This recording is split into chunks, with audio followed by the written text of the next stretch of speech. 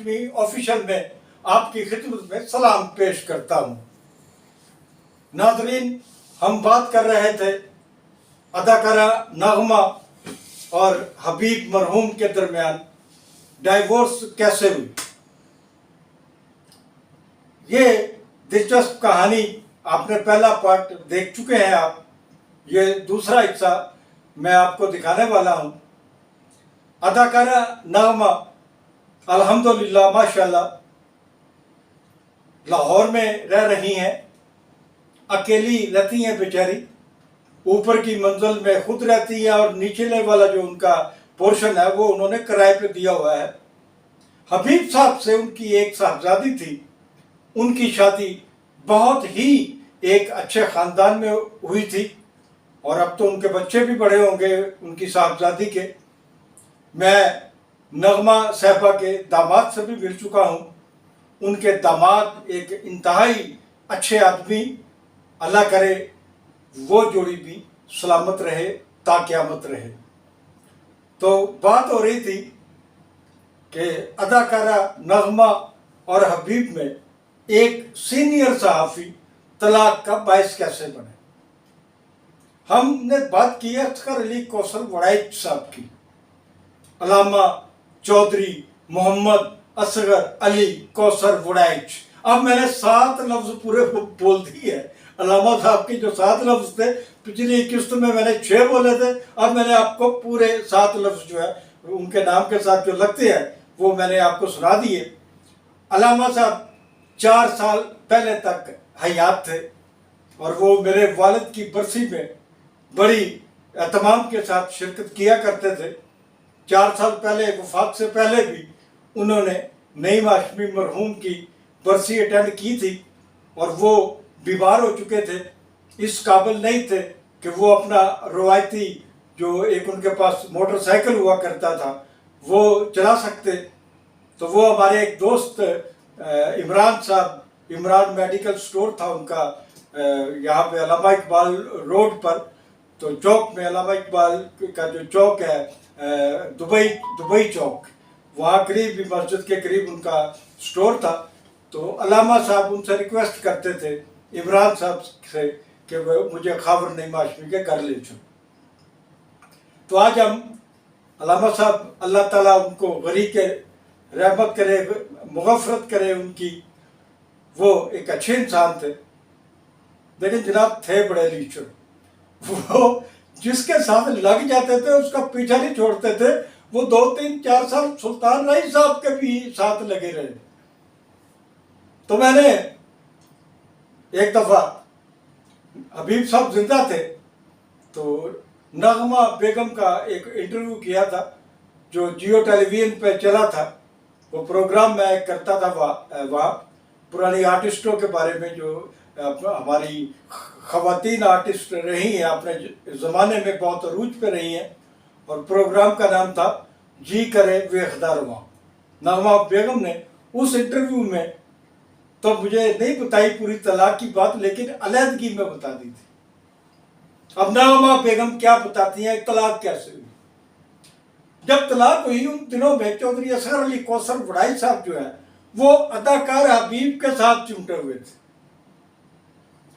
नगमा बेगम भी उन दिनों फिल्मों में काम कर रही थी। ज्यादातर फिल्में हबीब साहब के साथ होती थी। शूटिंग खत्म होती तो वो घर वापस आ जाती।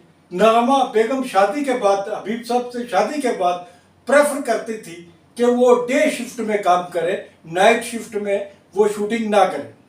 लेकिन अगर प्रोड्यूसर ने, डायरेक्टर ने नाइट शिफ्ट रखी हुई है तो एक्टर कैसे इनकार कर सकता है, उसे जाना ही होता है।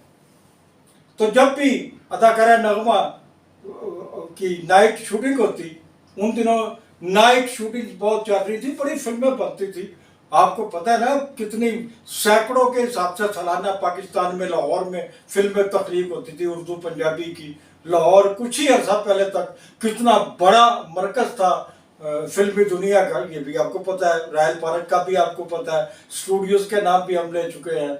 और स्टूडियो ये 3 ही थे, नहीं थे, कुछ 7-8 स्टूडियो काम कर रहे थे, जिनमें शुबाब स्टूडियो भी था, बेशुमार अशफाक मलिक साहब का स्टूडियो भी था।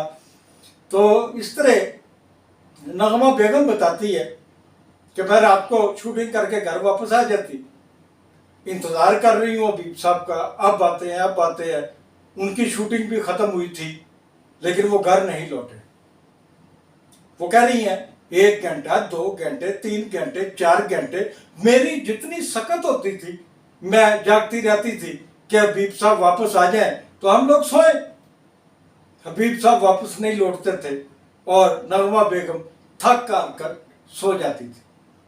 हबीब साहब जब वापस आते घर तो उनके साथ चौधरी असगर अली कौसर वड़ाई, मेरे चाचा जी जिनको मैं चाचा जी कहता था, तो वो साथ आते लाजमी तौर पर, और 3 4 5 बजे आते और फिर ड्राइंग रूम में या हबीब साहब के बेडरूम में बैठकर गप्पे आगना शुरू कर देते। बाद दफा दिन भी चढ़ जाता, कभी वापस चले जाते और कभी हबीब साहब से कहते चलो होते दिन चढ़ गया मैं 2 घंटे इतने सो जाना, वो वहीं सो जाते।